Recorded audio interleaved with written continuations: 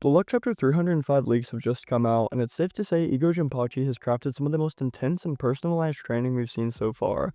Every single Blue Lock player is being pushed to their mental, emotional, or physical limits with tailored drills that reflect their deepest weaknesses and potential. Whether it's meditating under waterfalls, wrestling in the gym, sprinting alongside dogs, or parkouring through the city like literal Spider-Man, Igo's approach is as unconventional as it is effective. Each egoist now has 14 days to overcome these challenges, and when they return, they'll be even more refined, dangerous, and determined than before. I've recorded this video twice and it corrupted, so I'm just gonna jump straight into today's leaks. As always, make sure to subscribe to the channel, comment below your thoughts, and above all else, please enjoy.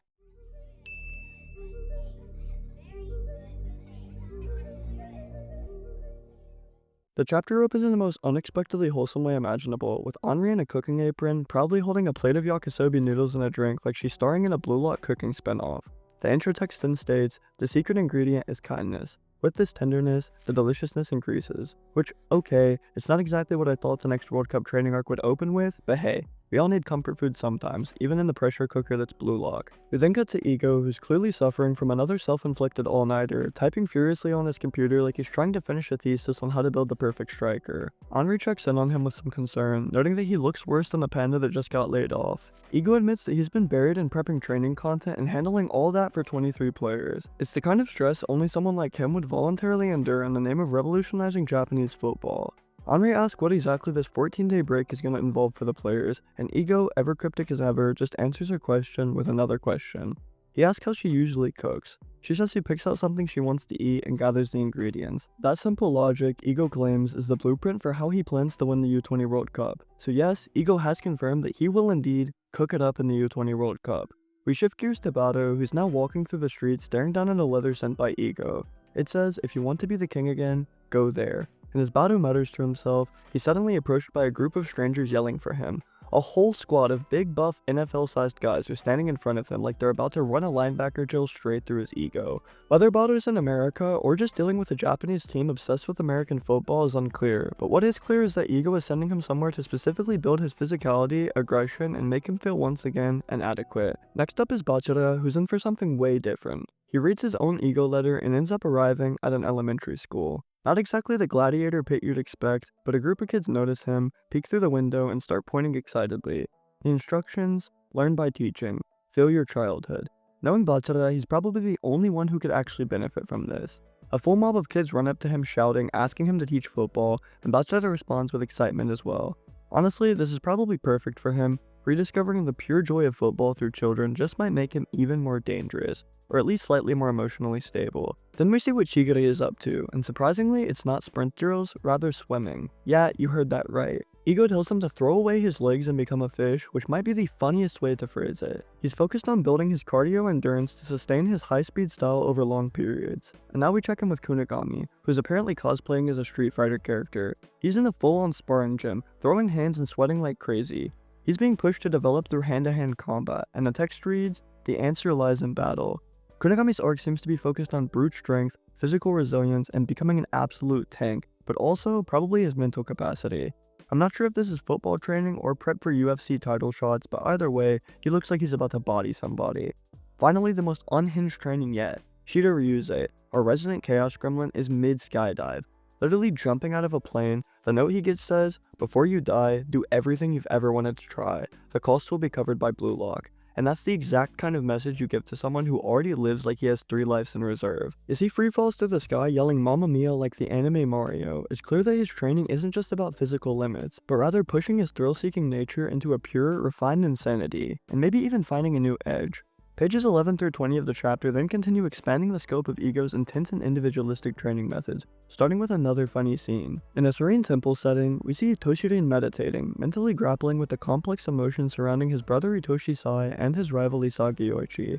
His moment of reflection is shattered when an old monk smacks him on the back of the head, triggering Rin to lash out, only to be subdued by a group of monks. This scene highlights that Rin's current training is much as about spiritual control and emotional mastery as it is about raw desire, suggesting that Igo is attempting to redirect his obsession with destruction into something more complete. The chapter then cuts to Reo Mikage sprinting alone in his family's luxurious high-rise, pushing himself to the limit while haunted by the memories of Nagi.